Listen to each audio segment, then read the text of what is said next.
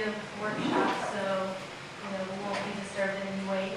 I just want to introduce myself. I'm Jessica Greene, and I'm a STEM librarian here at Claremont Library, which serves all the 7 colleges of the Claremont colleges.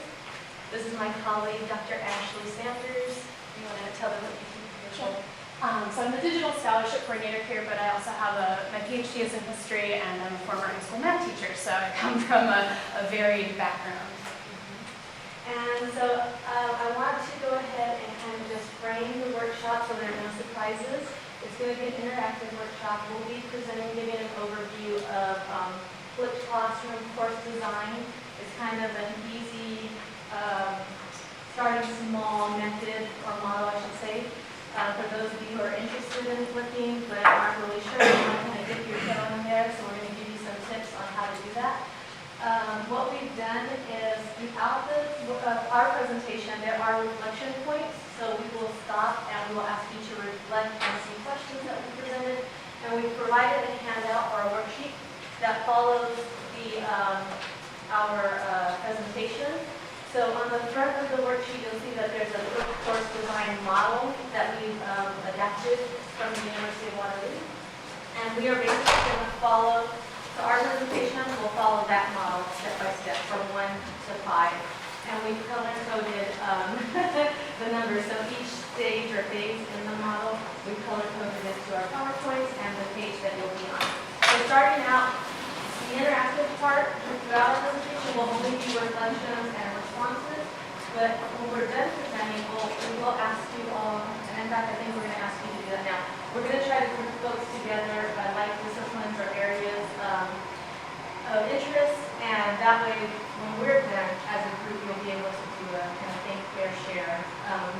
So let me start now by asking each of you to introduce yourselves. If you could give me your name, your institution, your discipline, and how much you know or how comfortable you are if you've ever flipped before. On a scale of 1 to 5, 1 being completely new to flipping and 5 being an expert. So we'll start on this side of the room and we'll just snake around.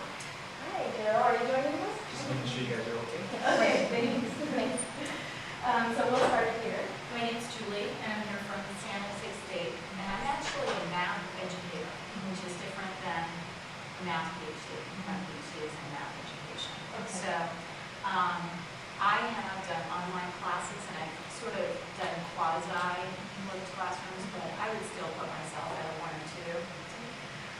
And I'm going to be doing pre-calc, which is also a new class for me because I typically train teachers. So that should be interesting.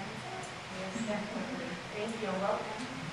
My name is Randy. I teach at Claremont High School just down the road. I teach chemistry, K-Chem. And I started flipping some lessons a couple months ago. So I put myself probably around 2 to start. Greene from James Madison University. Flipped the modern classes and probably with myself 2.5. Excellent. And your discipline or your Engineering. Engineering. Yeah. Excellent. Someone. I'm Christine Andrews from Wayne Community College in Eugene, Oregon, and I teach cell biology and human genetics. And I flipped the cell biology course. Here to make it more successful, and I think I'm not leveraging the flipped aspect of visualization. So you flipped the entire course. Hello. I'm Chris. I'm from Pittsburgh College. I'm in the IT department, so not necessarily an educator outright. I would put myself in terms of the 5. More of that, I mean, I work in technology, so flipping a classroom in itself may not be a problem, but we have not necessarily implemented a fully flipped classroom at our institution. Certain faculty have asked about it. Some have adopted maybe 1 or 2 elements of it, so maybe flip-ish or flippy, but not necessarily a fully flipped classroom or so. So it's something that has been talked about and we're looking into. My name is Joanna Tom. I also from Wizard College, IT office. I'm here mainly to learn ideas and see what faculty from other schools are doing and think of doing so that I can better support our faculty. So, thank you. I'm Yukon Chan from Pasadena City College. I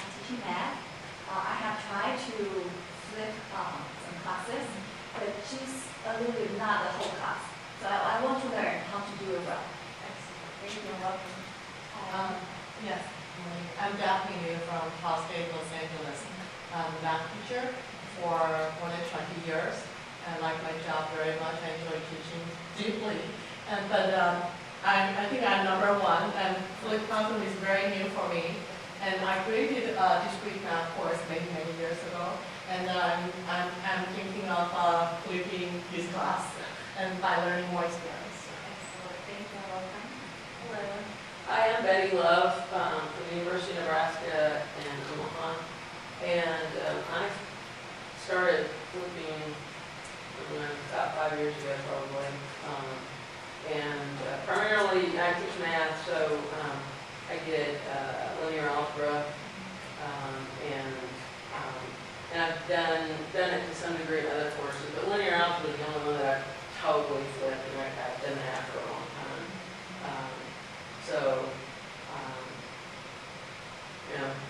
But it's still interesting to, hear what other people are doing and other people's perceptions about it. So you rate yourself I guess I would be a 5. Thank you. Hello. Mike Farrell from Portland Community College. I teach electrical engineering. I would say I've probably flipped about half my classes for the last 3-ish years. But it's just been something I've been doing, so wow, I can actually learn how to do this right. I'd probably be from a comfort level of 3 or 4 range as far as where I stand probably about it. I'm Bob Sachs from George Mason University, not far from James Madison, often confused. You're both founding fathers. What? They're both founding fathers.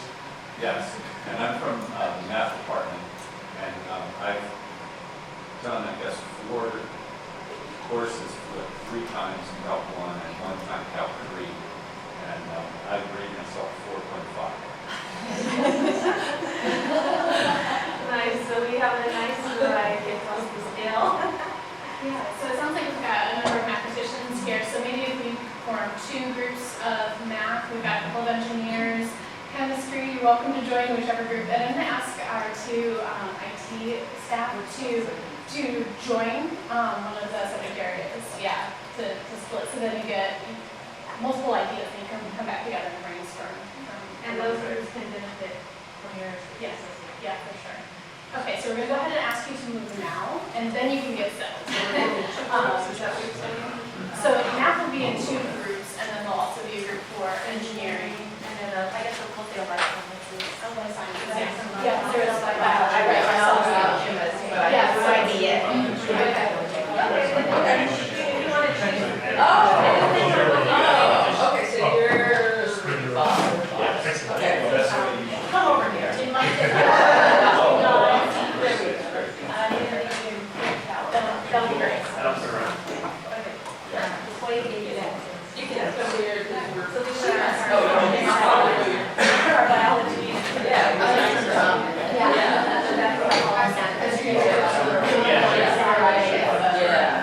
Perspectives here. What do you want us to do? We're going to get started in just a moment. Okay. So you're going to be able to take notes. You'll have some time to reflect and interact with us in the group. And at the end, we'll do some activities where you'll be able to think through the things that we discussed, identify a lesson that you would be interested in flipping. We're going to say, I like to talk about, I love low-hanging fruit, my favorite kind of fruit. So we're going to only focus on low-hanging fruit, an assignment that comes to mind that you see students struggle with, or that you feel would be a good fit for flipped content. So that will come after the presentation. So no need to worry about that part yet. All right. So. Okay, so as you can see from the handout, this is the model that we're using as we talk about flipped course design today. We're going to go through setting the stage, which is super important. It will determine how the rest of your class goes. And we've got some people with experience flipping here, so we can draw on some of their past experiences and talk about successes and some challenges that maybe they've had.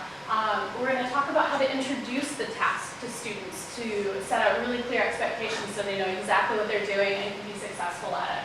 We're going to present some ideas for how to think about the out-of-class activities as well as the in-class activities. And then summative assessment, we're actually just going to do some reflection around this and some discussion about, does flipping a class actually change the way that we do summative assessment? Yes or no? And if it does, then how might we think about that? So I'm going to kick us off with setting the stage. And ask you to do a little reflection before I even start talking.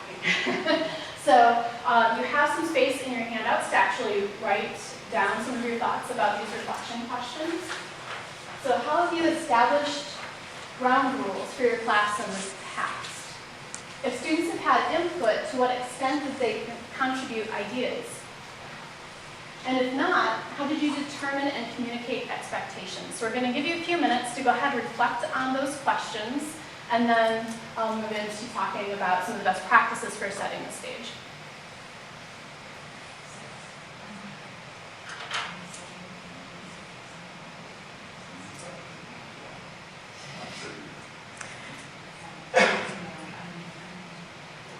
I was just thinking, I wonder if we should clarify in a traditional class. So not necessarily a flipped class. I think either is fine, just for those who have experience, like think about how it's worked in the past, and then maybe reflect on what could be done differently.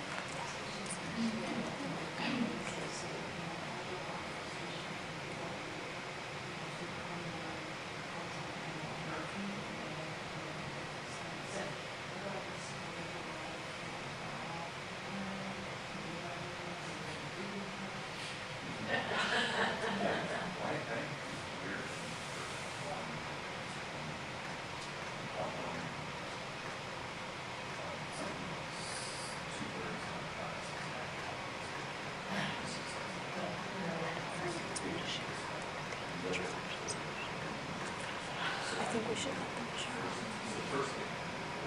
Yeah, because one of them looked at this correctly.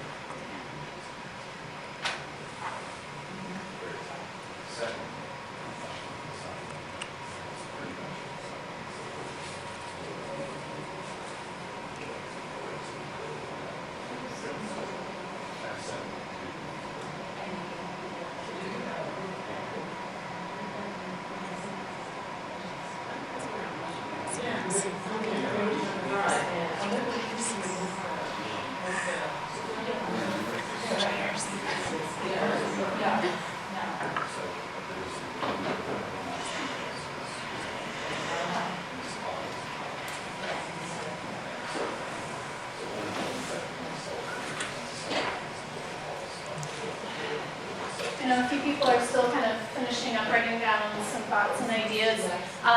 But before I move into the next slide, I'd like to ask if anybody is willing to share how have you established kind of ground rules or code of conduct or expectations for your class in the past?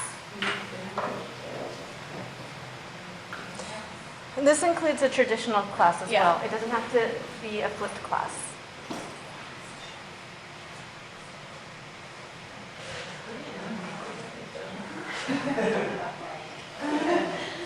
So for example, do you include some ground rules in the syllabus about what you expect from the students? Or do you talk about it in class? Do you do both? Do students have any input? What have you tried before? I definitely include it in the syllabus, and we can talk about it in class. I teach online too, so, students have input in some of them, but definitely not all of them. And I also, particularly with online classes, but I think flipped classes, my flipped class also, I give a very clear expectations of both the students and myself. And I teach at a community college, and I'm sure everybody has this problem, but the students often don't think about how much time outside of class things are going to take, regardless of, and particularly in online classes. It's like, wait a minute, I'm still spending 18 hours a week or 12 hours a week on this class. And so I try very hard to pull out.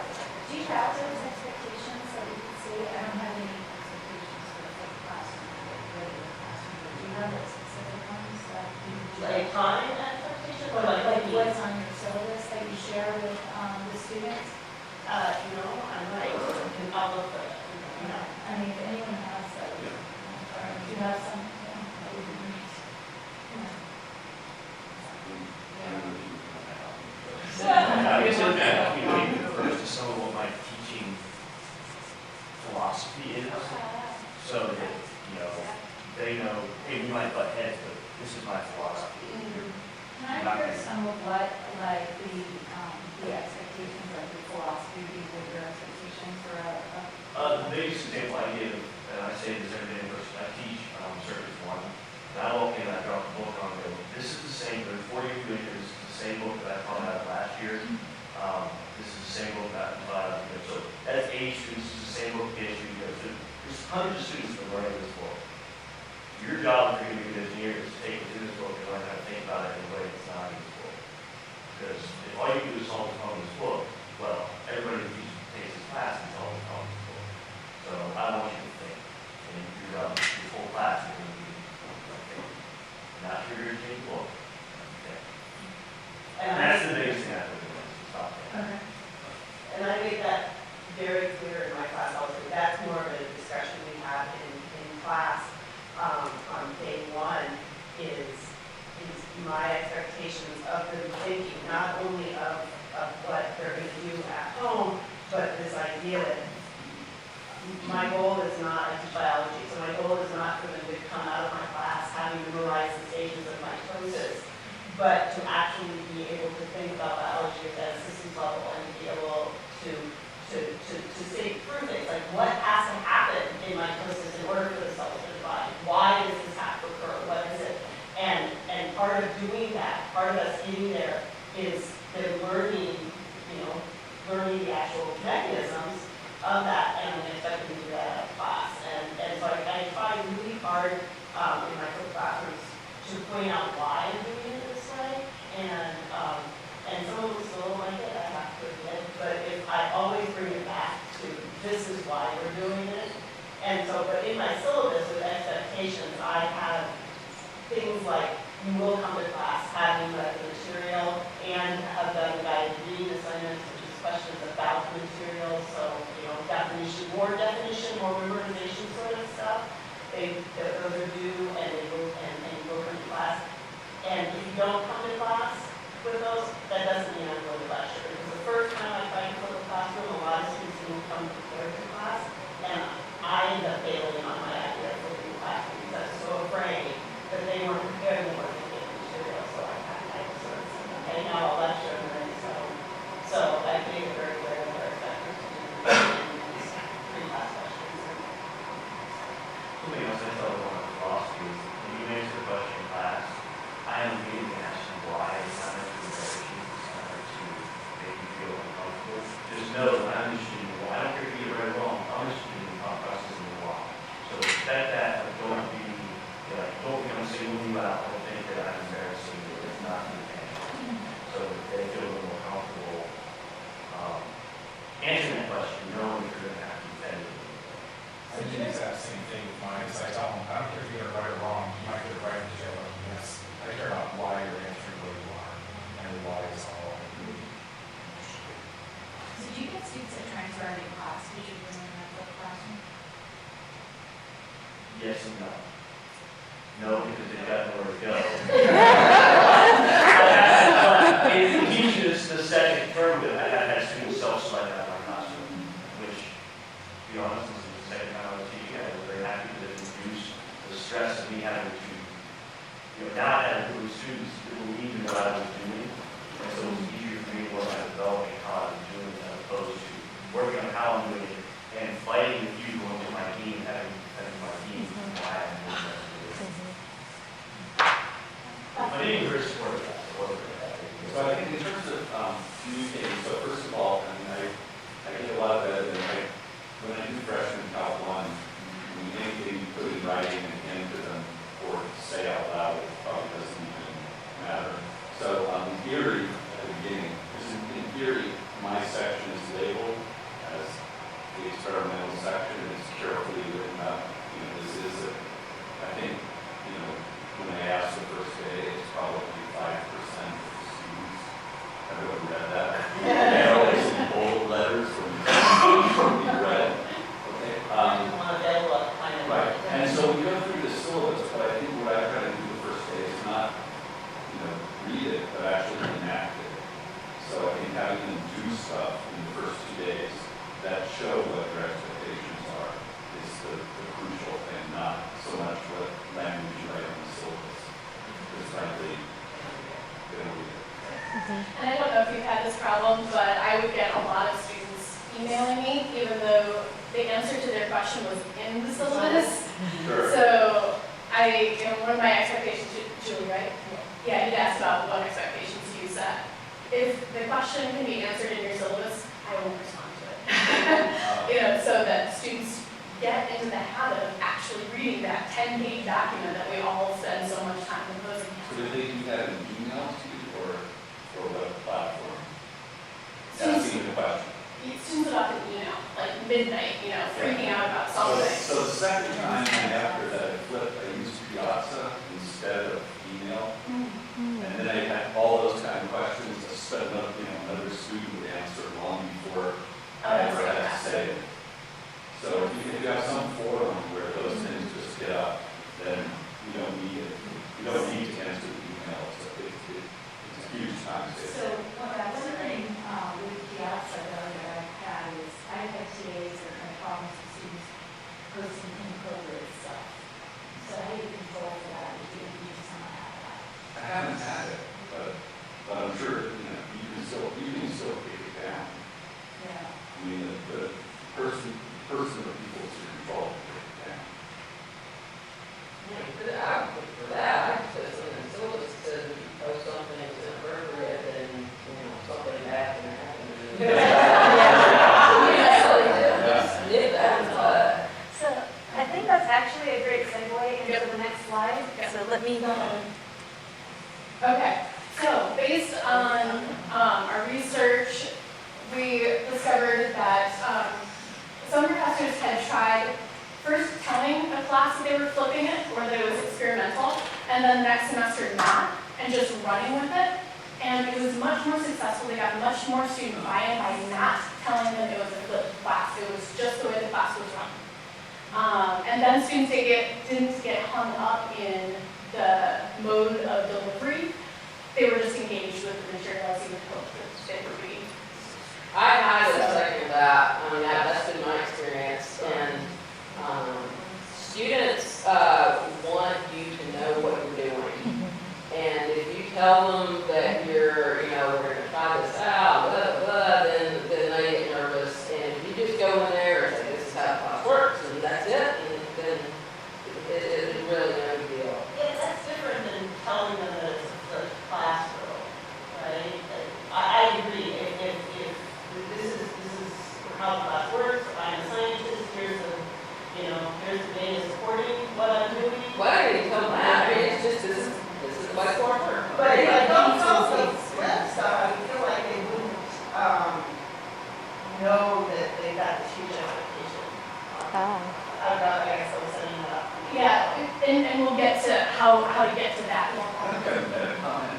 Yeah. A lot of people know a lot of research stuff, and somehow, as we go through these 2 days, we need a way to sort of gather those references somewhere. So you refer to this thing that I've never seen, and you say there's a study, but it would be useful at some Have it point cited.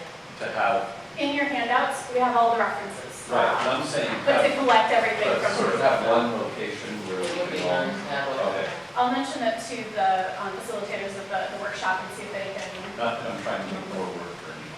It should be pretty simple. I mean, everyone who's presenting a workshop, I'm sure, has a list of their references.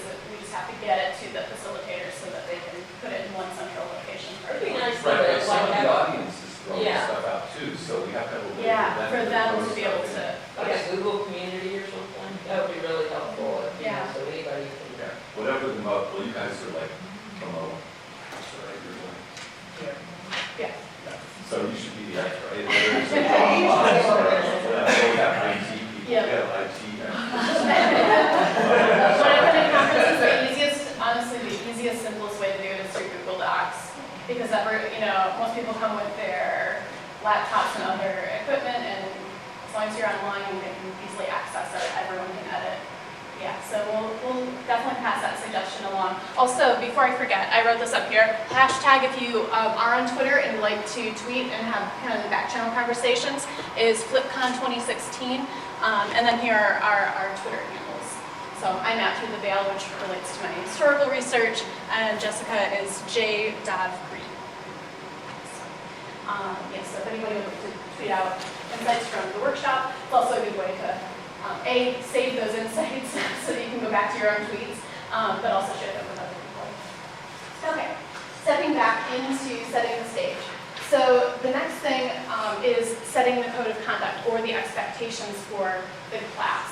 What I found just anecdotally in my own classroom and what I found in doing research in math education is that one of the best ways to get student buy-in into the ground rules, the expectations you're setting, is to have them contribute, to think about what is going to help them be successful in that class. And they will be honest, and they will tell you, I'm going to have to do the homework, I'm going to have to do the reading, I'm going to have to come to class prepared, and I expect my peers to do the same.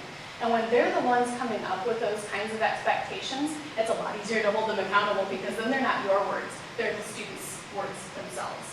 And so it's something that you can kind of come back to. But as you get some student input on this, also, as you already do, know what your kind of bottom line is. What are the expectations that you have yourself? And make sure that those end up in kind of the final version that everyone agrees to. And if students think of this as a code of conduct or a contract, and you talk about it in the sense that, you know, yes, you're a student now, but either you are working already or you will be soon, you're going to have contracts and things that you are expected to do in the workplace, and this is going to mirror that. When you are on a job, you are going to be expected to come to work prepared. And so let's, just begin practicing that. And obviously this is incredibly important when you flip a class because a lot of students, very much like the in-class lectures, they feel that they can skip. They're going to feel like they can skip that out of class. But then they're going to come to class completely unprepared to engage in the in-class activities. And so that's one of the expectations you kind of need to build in, is that they absolutely have to do the work outside. So what do you do if you get in a situation that she got in, which is the students aren't doing the work, and it's a majority of them? They do. Sometimes you just meet them over the head and get their attention. So some people do like either a reading reflection, or reflection on the thing you actually do out of class, or a quiz, or something. That's a way to call it, I'm sure they do that. Yeah, and so this is one of the other recommendations, and I've done this as well. Particularly, I taught at a big R1 university in the Midwest, and I taught some general ed classes that students were really not that interested in. And so you had to kind of provide the guided reading questions or quizzes so that you were ensuring that they were engaging in material. You had to provide some incentives for them to do that. And so as we talk today, we're going to give you some ideas about some various kinds of formative assessments that you can use for incentives. But then also, again, having the students put those expectations on themselves, again, that's a really strong motivation because you're holding them accountable to their own expectations. And they will hold each other accountable too. Like if they're working in groups and somebody doesn't come prepared, believe me, their peers are going to get on them. Dude, what did you do last night? Why are you, doing the lectures or whatever outside of class? I'd love to see a contract someone has. I don't have one on hand, but if anyone does, that'd be awesome. Afterwards, it would just be, reinventing there.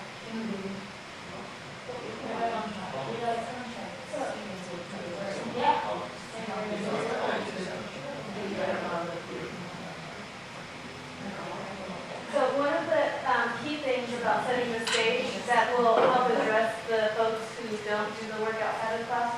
So the emphasis of setting the stage is so even though you're not explicitly saying this is a flipped classroom or this is an experiment this semester, you are laying out the format. You are explaining to them what the format is of the class without using any buzzwords or any terminology that may get them a little nervous or you may face some resistance because of this new experiment or flip, So you definitely are still explaining the format. You're explaining to them, in my course, my lectures are given, if this is the format we're going with, because we're going to talk about the fact that there are many formats. But in my course, my lectures are given outside of class. I don't lecture in class. I lecture by video, and those are the assignments that you're expected to do outside of class. That's your outside of class work. When you come to class, rather than a lecture, I have an activity or an assignment or a discussion, whatever it is you choose to offer for that lesson. And you make it clear that if you if you're not following my format, you're hurting yourself, because when you come to class, you're going to be expected to interact, to engage, to speak up. You may have to stand and present something, a summary, depending on what it is you decided. And setting the stage with all of that information ahead of time, it should give them that incentive to do the work. I'm sure you're going to have students who will test the waters, but by that first in-class engagement, they should have some idea of what to expect the rest of the semester.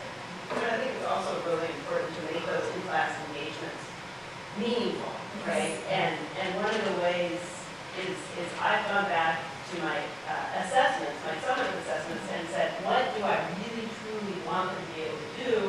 Wrote my summative assessments, and then my in-class activities are often around those, so that they really benefit greatly from A, doing the in-class activities, and B, coming to class able to fully participate in those. Yeah, and can you tell me your name? Christine. Christine. So what Christine is describing is called backward design, and if you aren't familiar with backward design, it's basically starting with the big learning objectives for the course and then working backwards, so that everything that you're doing is funneling towards those big ideas. There's a wonderful book and there's a workbook that goes along with it called Understanding Backward Design, and that walks you through this process of backward design. So if you're interested in that, definitely check out that source. It's amazing. So I can see how accountability, having, something every day to do in the beginning so they get, so they get motivated. What do you do when you get 100 people in a section? So then, this is really challenging, especially if you don't have TAs who can help with the grading. Yeah, you have some ideas. I think probably Alex has some kind of course management system, in which you can post quizzes, tests, whatever, and have those automatically graded. That's what I would do, just have, What do you use? at my university have Blackboard, I don't know if you have something better than that.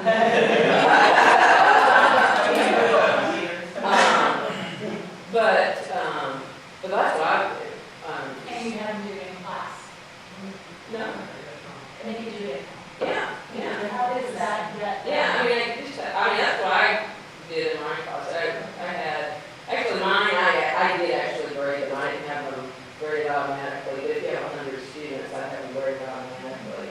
But, Have your LMS? yeah, have the LMS graded. But what you can also do in there is have, in my class, I always had 3 questions, and 2 were about the content, and, do you understand, did you get what I'd like you to get out of, watching the video or reading the book or whatever. And I graded those, you got 0, 1, or 2 points. So if you didn't do it, you got 0 points. If you said anything, you got 1 point. And if you were really anywhere in the ballpark, you got 2 points. So these are easy points to And get. LMS graded. Well, no, I actually graded mine, but I would have, I would set up, if I had 100 students, I would set it up for the LMS to grade it. I didn't have 100 students, I had like 30.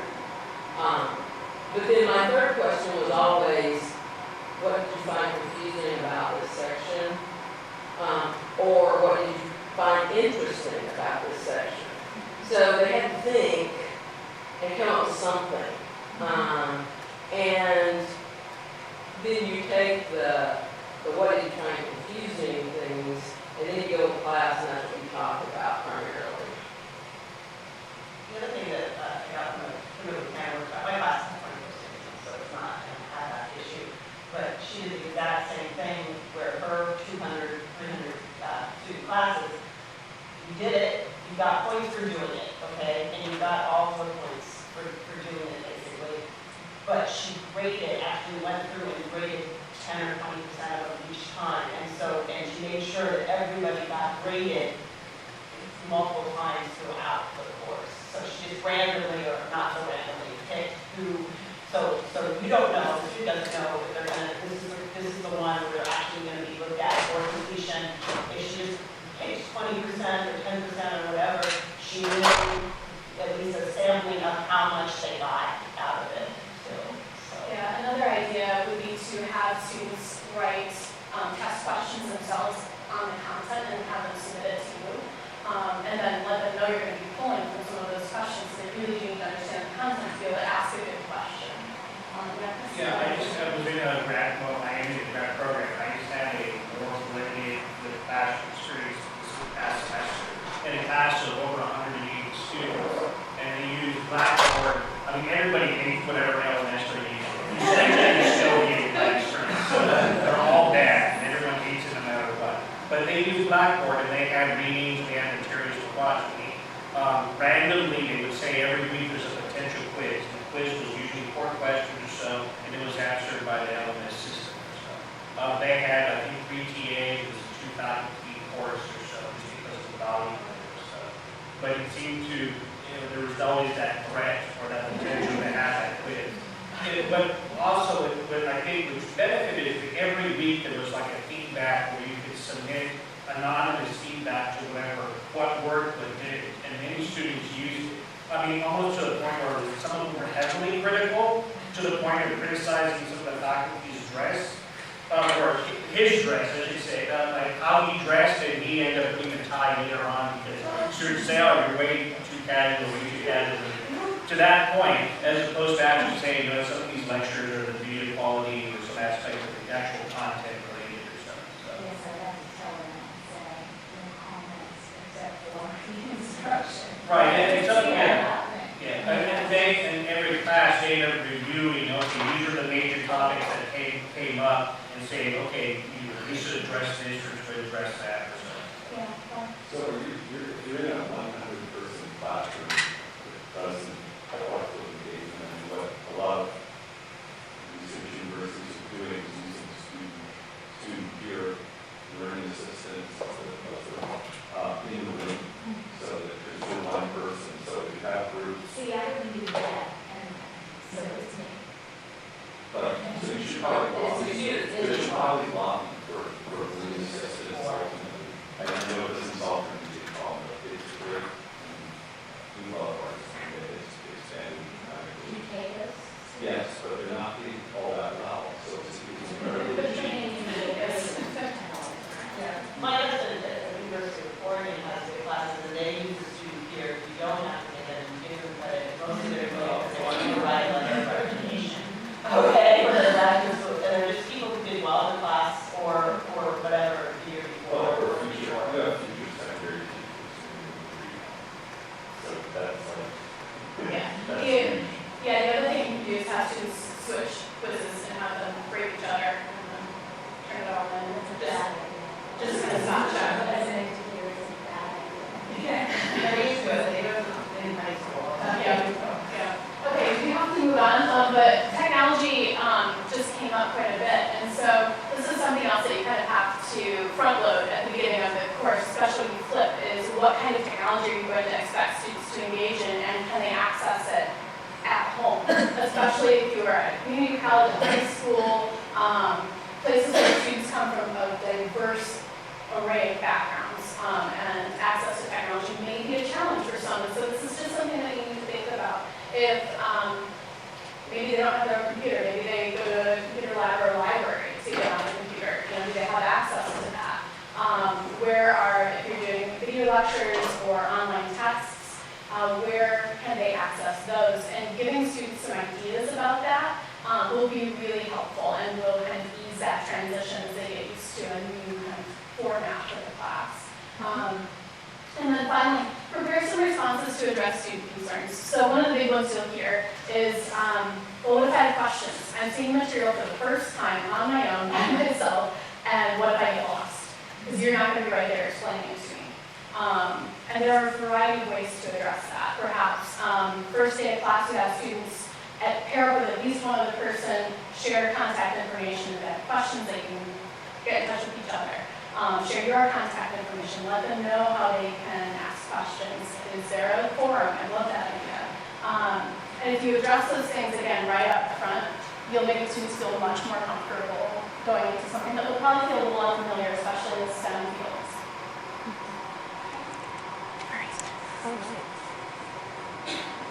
So the next phase of the design model is you will be introducing the task.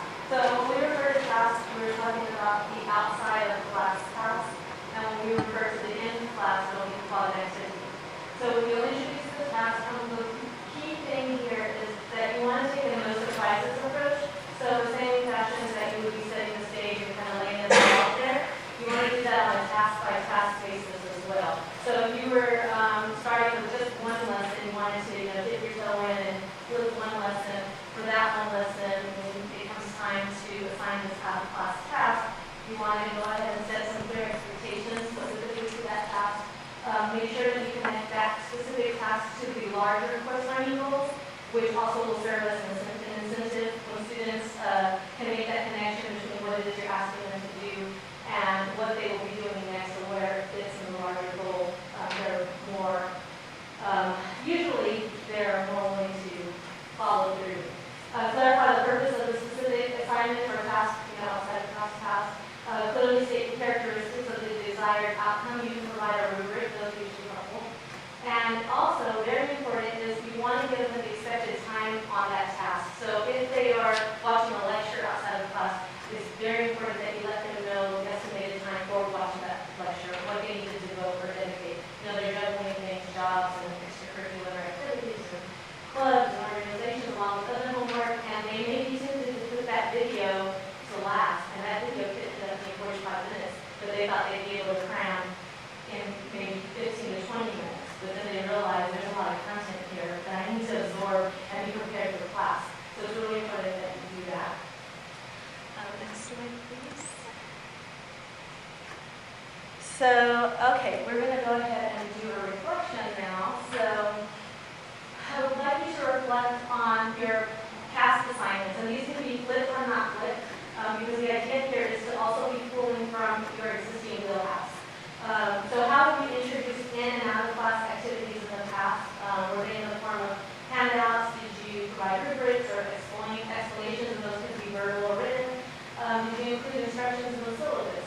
And what have students found confusing about the assignments, the out-of-class assignments? So if you can just take a few moments to reflect on that, you can discuss with each other if you like, and then we'll come back and share.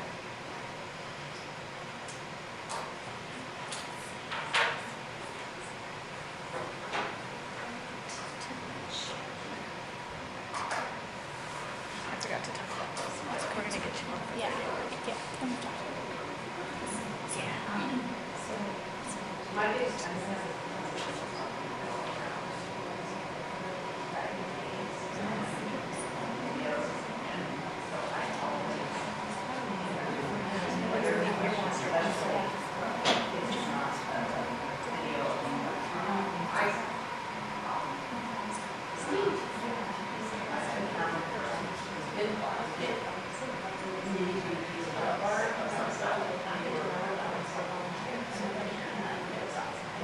Yeah.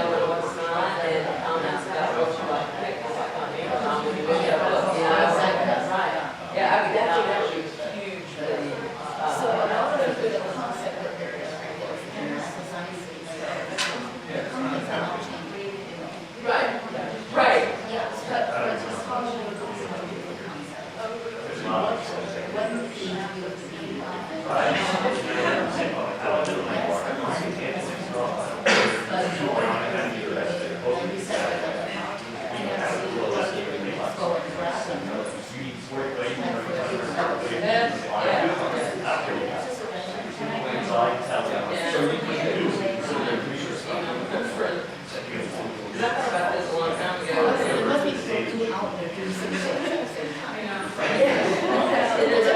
Yeah, it is a waste of time. The workshop for. Yeah.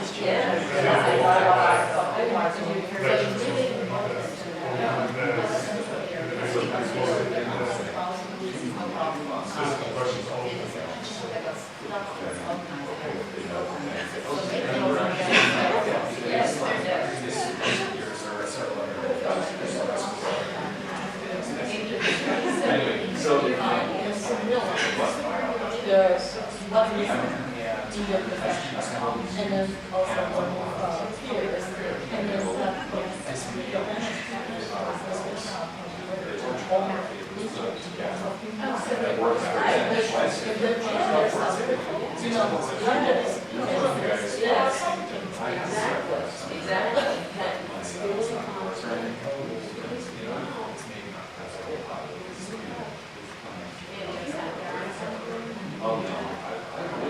Well, that's one of the reasons why it was very specific questions. So they know what it is about this problem that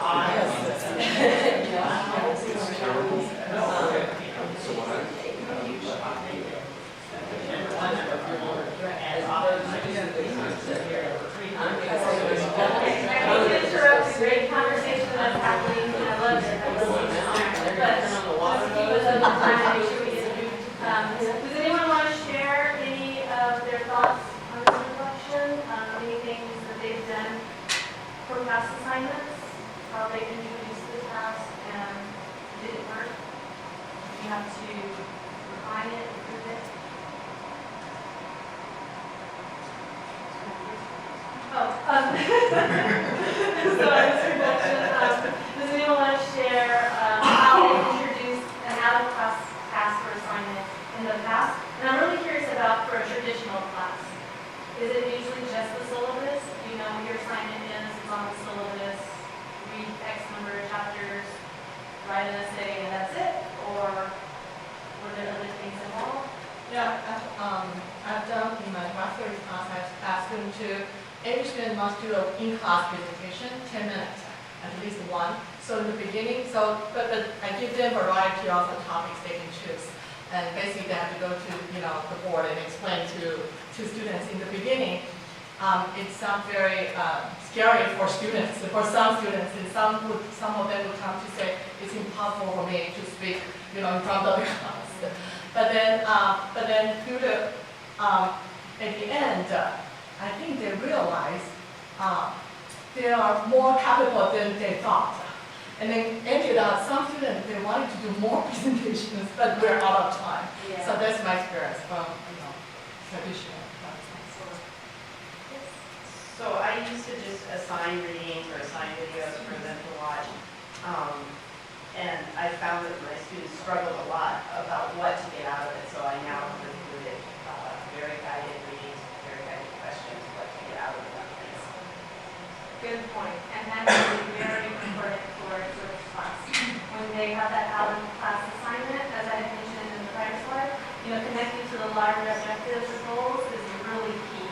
And so providing guided questions is really key. So, so there are a number of ways you could provide guided questions, explanations, but the key here is to make sure that you provide something, because they will inevitably have questions when they're home alone, when they kind of hit play on that video, or open up a forum and decide that they need to discuss some things, and all of a sudden it's like they don't remember anything. What was I supposed to do? Or, oh my God, I don't know. Is this good enough? A lot of times we do that. Is this good? Is what I'm providing good enough? Is the response I'm giving suffice? Will I get full credit for this? So that's what you want to do in this case. Is think about those things for your students. I think one of the things that I might add to this is it's important to actually get feedback from them afterwards about how that went, because you want to know for the next time if something you thought was unfair, the video wasn't done right, all that kind of stuff. You learn a lot from your students about you. Absolutely. And actually, when she begins on the next slide, she's going to talk about formative assessment, but on a side note, feedback all the way through is really important, especially if this is your first time attempting to flip a lesson or an entire class, because you want that constantly improved. so this slide, students are more likely to pay attention if they see the relevance of the tasks. So this is also really important when you're introducing the tasks that students will be completing outside of class. To get them to engage in that material, they need to understand why it's important to try it, you know, why it's important to do the reading, why it's important to engage in the videos. So things to think about as you begin to plan out-of-class tasks. What is the content? How does it connect to those larger learning objectives for the class? What are the built-in incentives for the students to complete it? Making sure that they're really clear on what those expectations are. And then perhaps providing an opportunity for peer feedback, especially if they have questions outside of class.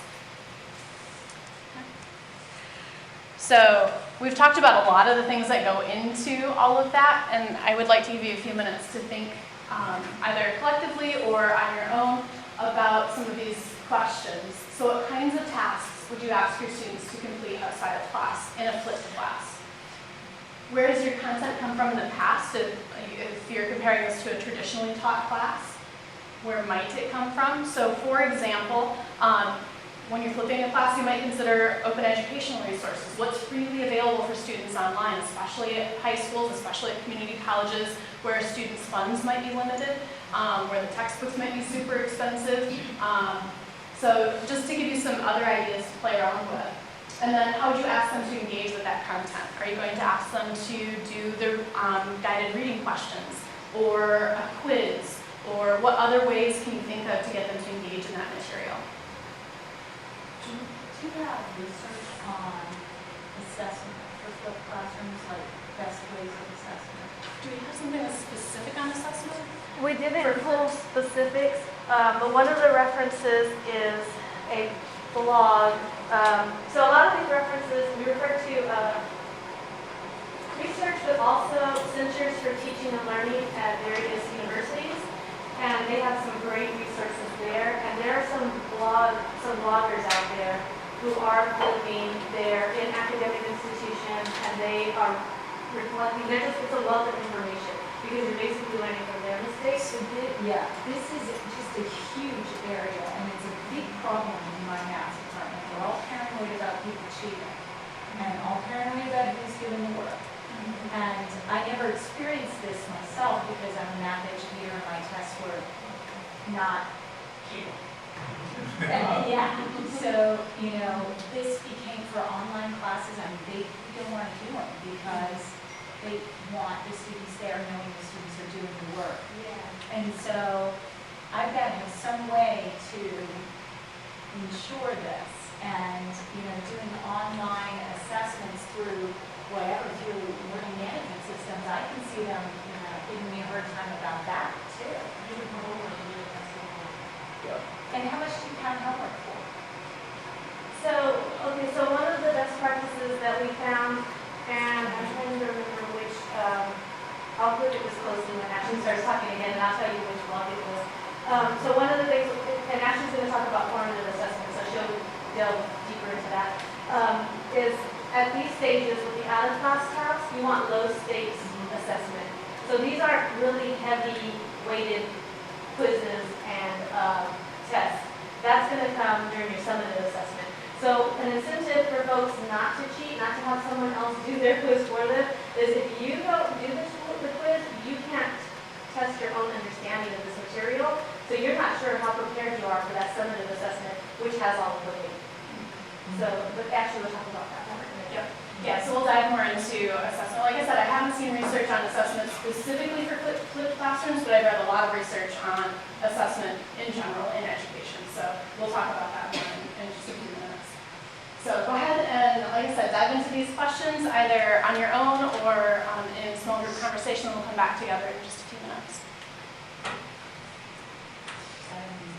Well, I would say Which I think it was the two most powerful flipped classroom tips I learned, where she talked about assessing in new ways, not the old ways.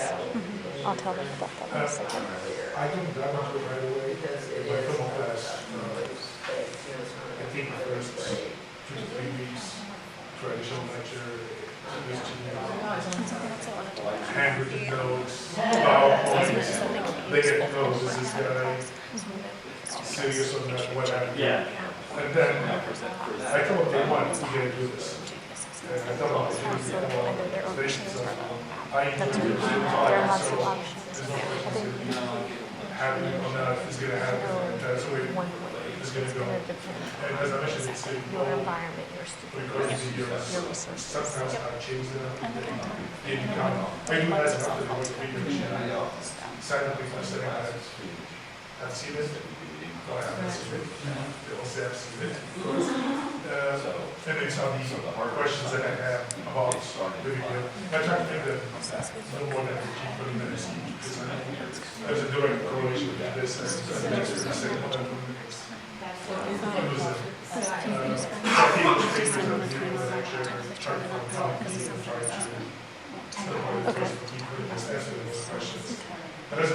Yeah, maybe 10 minutes here. go deeper into the material and some questions on or solving problems.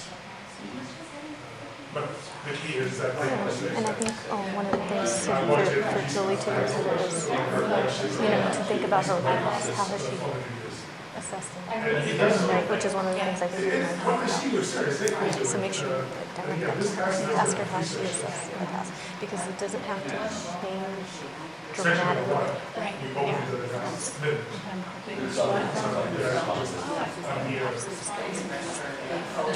just here, exactly. And the idea around more assessment, more formative assessment, is because there's more out-of-class content. They need to be able to change their progress and understanding along the way. Yeah, but it's also true even if they're literature. It takes time.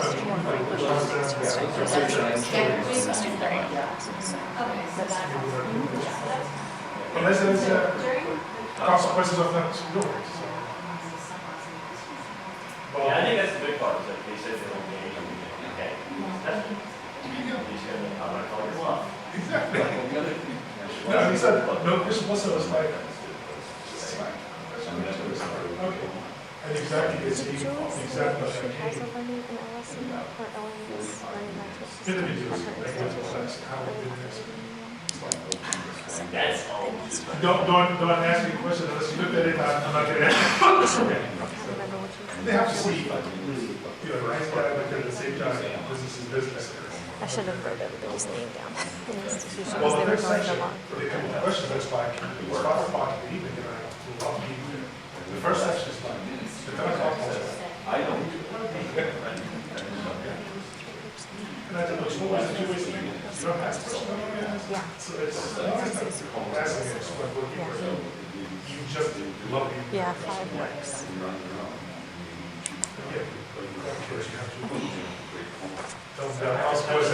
Yeah, exactly. Occasional smack in the head.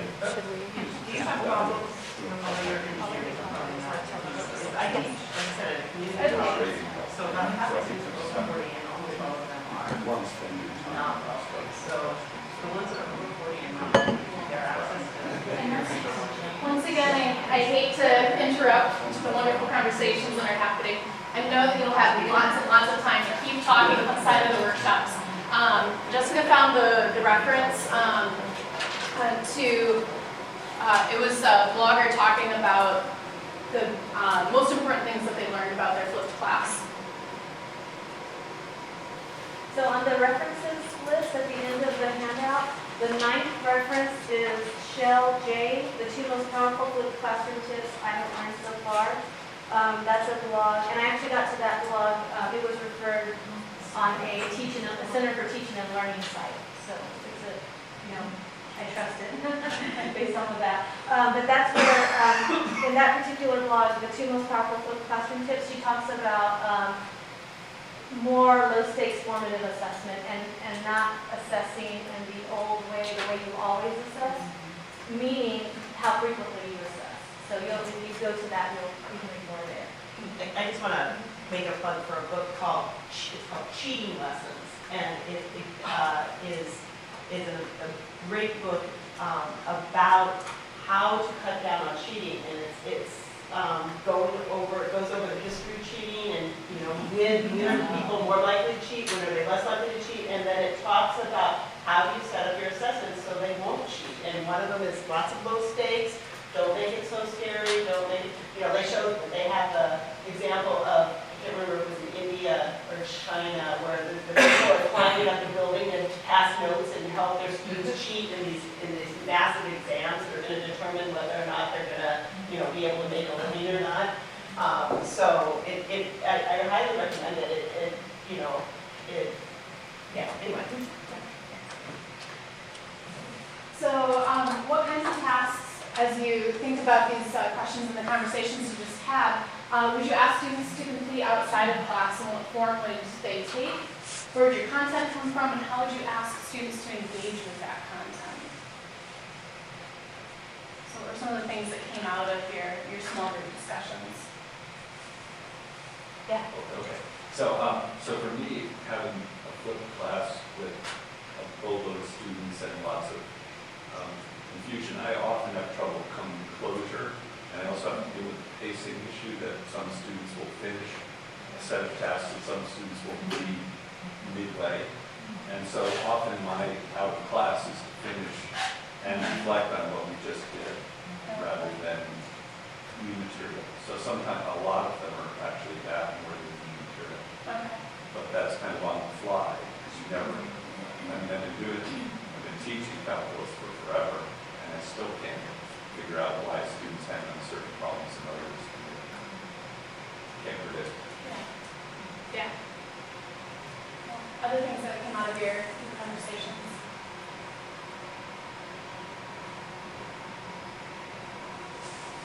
That's okay, we can go ahead and move on to assessment. If there are other things that come to mind, we can certainly talk about that.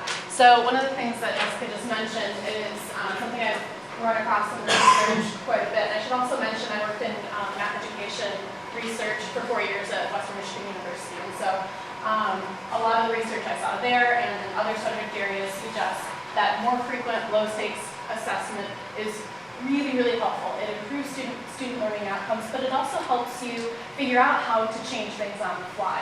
You know, where are students getting stuck? What are the questions that they stumble over? So that you can readdress those misunderstandings in your instruction. So some ideas for formative assessment: self-assessment quizzes, where students are just figuring out, do I get it? Is there something I missed in the reading or in the lectures? Low-stakes online quizzes, short application questions, so asking students to actually engage with the material that they've just read or watched and then do something with it. Worksheets based on new material. It could be working on some vocabulary that may be unfamiliar, short reflective writing assignments, or student-generated conceptual and application questions, and this gets back to the idea of one of the things I used to do with students is have them bring in a note card of the questions that either they genuinely don't understand, or I would have them write the assessment questions themselves, and that would be their kind of get into class card. They had to bring those in with them. And so, it was an assessment for me to figure out what kinds of questions do they have in terms of what do they want to know more about, or do they understand the material well enough to ask a good quiz question. So other things that you've used, what else have you used in your classes for formative assessments? I went to giving, and this is my NC class actually, I went to giving weekly quizzes, and there were weekly critical thinking sort of quizzes, and my students at first really disliked them. But as they saw that they were lower stakes, they could correct anything they got wrong to get to 50% of their points back, and it prepared them for the summative exam. They started to really appreciate them, and I also saw my pass grades go up by, I think, 10 percentage points. Actually, I know 10 percentage points after the 2 years after since I've been doing that. So. But I always give them a chance to make up points, and that even includes if they miss a quiz, because they're weekly quizzes, and a lot of my students are parents, single parents, and I don't want them to be taking them late or doing any of that, so they're not allowed to do that, but they can make them up 50% of the time. point. So Shell, the reference that I had pointed out, when she talked about formative assessment and having more low stakes, one of the common questions or concerns from faculty is, oh no, my students will revolt against this, more tests, more assessment. And so she works closely with another blogger, and the blogger's site is called the Stealth Flipper. And so the Stealth Flipper was saying that she actually, at first, it was a huge concern when she first introduced more formative assessment, but as by the end of the course and during other, future courses, the students actually responded that having more formative assessment, because it was low stakes, it was something they could easily do. They actually took to it and they felt that it was training them how to learn differently. And that was a comment that someone had made earlier this morning's session, right, with Daryl and Nancy and Rachel. Someone had said that flipped classrooms, it's a new way of learning for students. They have to retrain themselves, so sometimes they won't really take to it. They won't be happy about it, having a flipped class. But for the students who understood it, they reflected on the formative assessment as a way of helping them get through that, to retrain themselves, to learn differently. Yeah, it also helped them develop better study habits so they weren't cramming at that last minute for that big assessment. It was getting them to engage in the material more frequently so that by the time it came, for that summative assessment, whatever form it took, students were better prepared for it. Yes. Okay, so now we move on to the next stage in the design, and this is your in-class activity. So the whole idea of the flipped classroom and the whole reason of having all of this outside, all of these outside tasks is so that you can have more in-class time to do meaningful things that you feel you would like your students to do, or you wish that you had more time to work with them on. So meaning constructing tasks, that's what you want to focus on in developing your in-class activities. You want to ask students to apply concepts and skills to meaningful problems, require students to develop and apply those problem-solving skills, give students the opportunity to interact with the instructor, ask questions. This can come in many formats, but big takeaway here is those out-of-class tasks are setting you up for this stage here. This is what you've been working towards, so this is where you want to really put your time and thought into these activities. And some of the examples that we just brainstormed for in-class models, Socratic method, in-class problem sets, formative quizzes,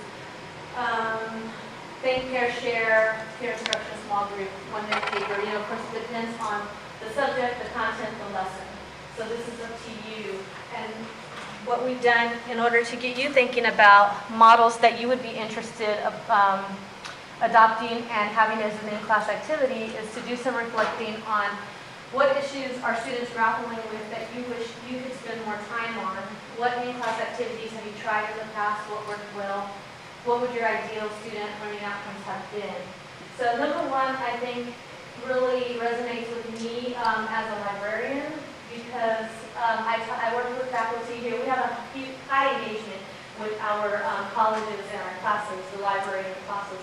And I'm constantly grappling with having to stand before a class and boring them to death about what a database, how I use a database. Students are like, there's Google.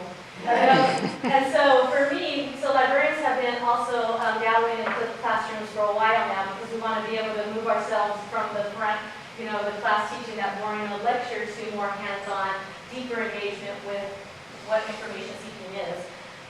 So if you could spend some time reflecting on these, I'd like you to really take some quality, give some quality time for that first one.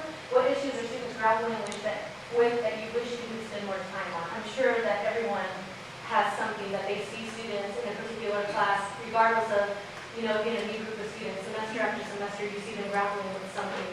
And you probably at times had light bulbs like, if I had more time, I would do this with them in class. So I'll give you a few minutes.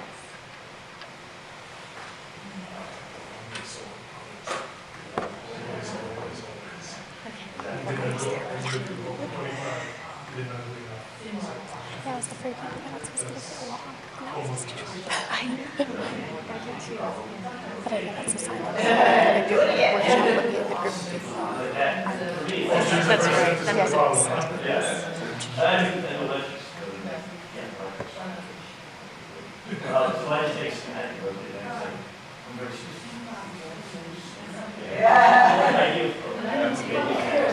I'm going to use our workshop myself, and I'm actually going to design a course. Yeah, just one.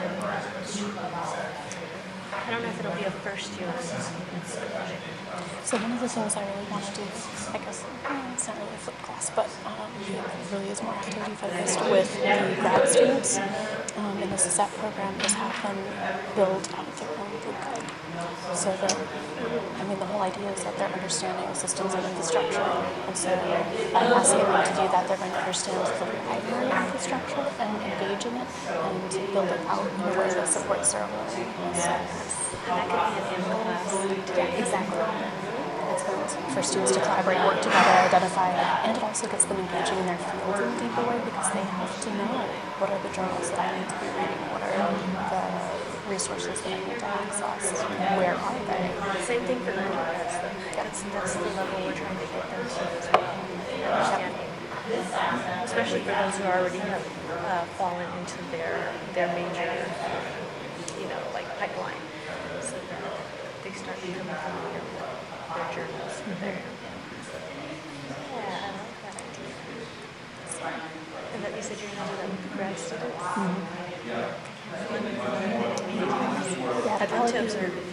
Yeah, it'll probably be next fall because this semester I'm just doing 2 writing 100 classes. This is what the English skills are so low, but I need to do some different kinds of things with them.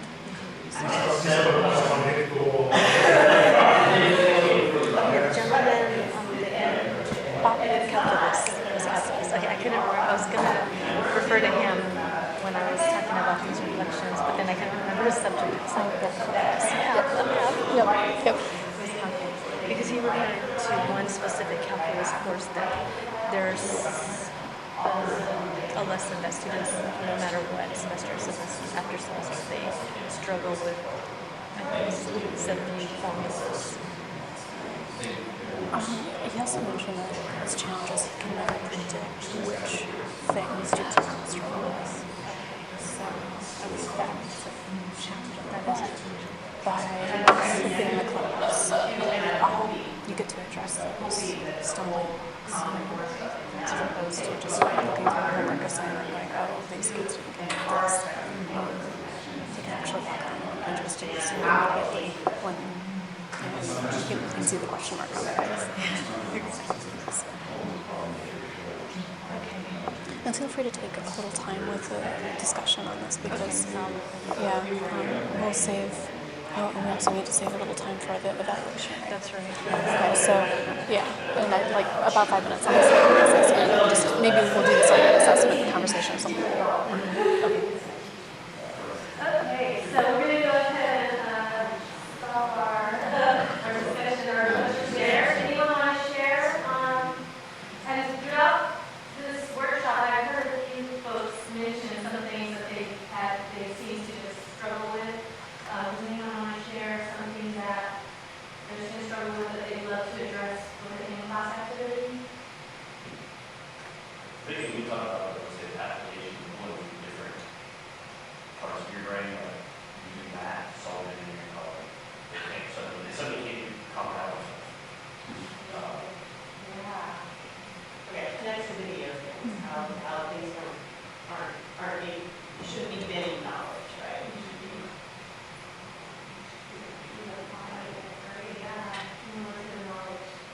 Excellent. Any ideas what an activity would look like for something like that?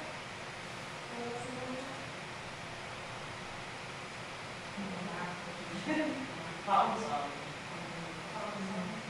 A world application. And for some of those of you who've flipped classes before or done lab sections, can you provide some kind of concrete examples for those who maybe have less experience flipping a class? So one of the things,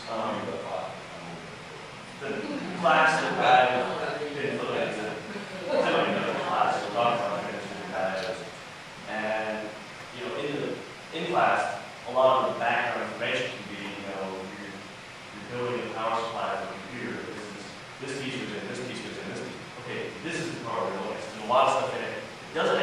hide the problem at all, you know, but it's there because this is where it fits in the real world. So it gives them a little bit of, first it requires them to do a word problem that has stuff that just is completely red herring, that's nothing, so I have no way to figure that out. And then it forces them to figure out what are the pieces that are really important for you answering what's the power out of this. And the question then is also more of a real world, not just calculate this and tell me this value, calculate it and give me the value you report, in my case, for the consumer. And so it's, you know, what's the power out of it, what's the why this is handled. And I think that your consumer thing made me I try really hard to get my students not only, like, they do a lot of concept maps and stuff like that, but then to write out, and have them write pamphlets on something. Here's a drug, write a pamphlet that would say how the drug's interaction. Write not only hit the number, but here's what you would say to the consumer about that number, so that they're really understanding not only how they got there, but what it means also.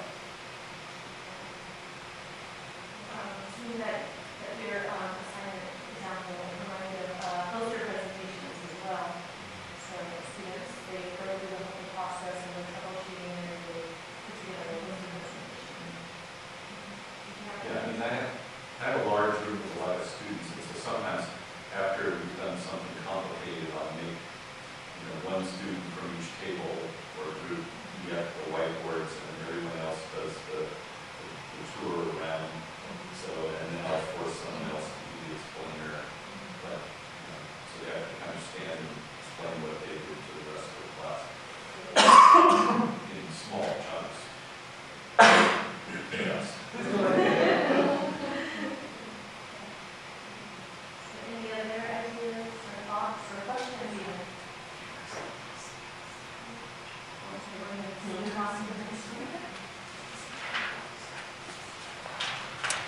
So the last one we're going to do as just a whole class, or a whole group conversation as we think about the final stage is designing the summative assessment, or perhaps it's the first stage, but it's something that we need to consider as we're thinking about flipping a class.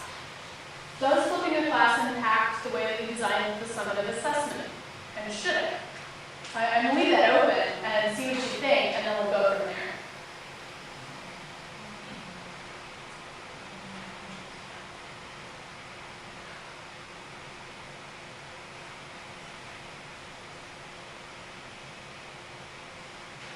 I don't know that the flipping changed how I do my assessment, but definitely increasing and relying primarily on habits would change how I do my assessment.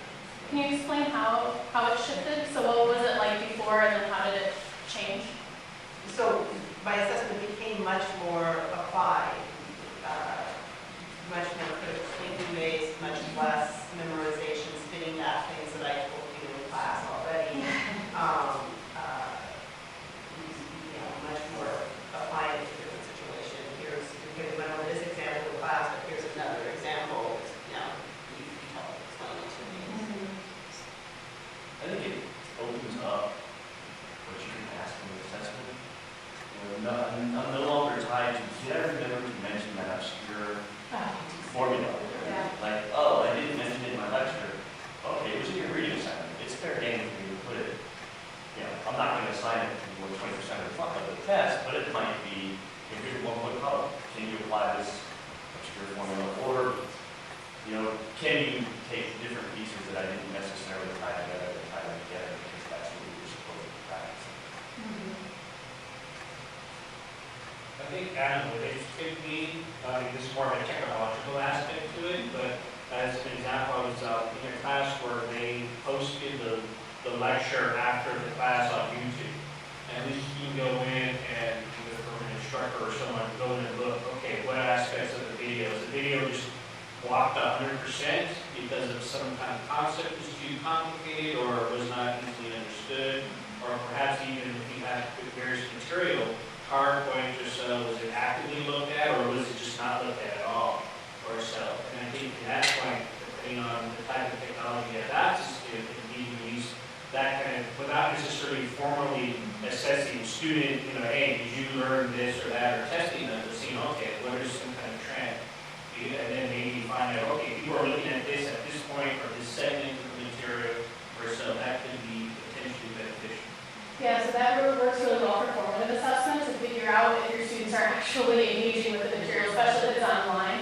you have a website or you're using YouTube or Vimeo, you can collect those analytics and see, and also see where students are spending the most time. Yeah, that's a really good point. Yeah, so there is someone else who probably has applied in flipped classrooms who's at the meeting, her name's Larissa Trader, and she's from University of Hartford. And I've heard her talk previously about her colleague, who's an IT person, and he was building a tool that would allow students to comment at particular times in videos. So the idea was that both for your own purposes and you could force students to have to make comments in the middle or at various spots. There's somebody here at the conference that was ran to Larissa. Yeah, that's what I just said. Yeah, so they had an NSF grant to create this system called Trace. Yes, I couldn't remember what. Yeah, Trace. So, so it's fantastic. It also provides analytics, and you can, one of the things, people want to say, did the students watch the videos or something? Well, the student can click the play button and go off or I actually don't really know if they're watching them. But if you have this, questions intermingled in there, and you can't go on and page, answer a question, that's one way to address that. And this system has all that, has all the analytics, so you can see, how long did they spend on this, when did they watch the video, what were their answers. I mean, it's fantastic. Because I often interrupt my lectures in class when I do lecture with trigger questions. Exactly. Right. Yeah, unfortunately, we're going to have to end our conversation here. But there's lots of time throughout the rest of the conference to continue the conversation. A couple of takeaways we'd like you to walk out the door with. One, don't feel like you have to flip an entire class. Take some of our suggestions and think about a specific lesson or a unit that you want to try flipping. You don't have to start huge, you can start small. The principles that we've presented here work no matter what scale you try this at. And finally, think about what's also in your wheelhouse already. What are you already doing? What can you repurpose? You don't have to reinvent everything to do a flipped class. You're just changing up the format. So you already have the knowledge, you already have the content. Just think about some different ways that you might be able to present it. And while you're here throughout the day and tomorrow, I'm sure you're going to get some really great ideas to a lot of the more technical questions we've had. And as far as tools and technology, I think that we have some great workshops planned that will probably answer a lot of those questions that we came up with today. Can I just make a comment? You're talking about going small, and I agree, especially from our point of view, that going small is always important because it gives you self-confidence. But at the same time, a lot of the problems that you're talking about, if you're just doing one, they're not going to get that chance to realize, yes, you do have to come into class with. Yeah. So if you're only doing one activity, make sure you give them lots of heads up, because I actually did find it easier to just put my full classroom as far as student behavior is concerned. From my point of view, it took a lot more work to do it all at once. I will add to that, though, that I was just thinking about this. We're on a term for 10 weeks, which has, if I was, it's a huge difference if I had an extra 5 weeks and flipping half the class, but when you do sort of, it's very different. Yeah, that's good. And Merrill this morning had mentioned, he was part of the study here at HMC, and he was he's a mathematics professor. And he was saying this morning that he was, this next year, they're going to be more judicious in selecting specific lessons to fill rather than the entire course and having control and study. Yeah, I don't know if there's a research on that at this point. I mean, I just came from another meeting and I talked with Claremont, New Zealand, and they've moved to that 1 hour lecture a week, followed by active learning, an active lecture, not a 100% flip. But then there's a huge logistics question in my university, how do you actually implement that? Lots to think about, though. So that was our takeaway, is to just get you thinking about these things and to let you know that it is possible in your own way, whether it's small or large. Thank you. Thank you.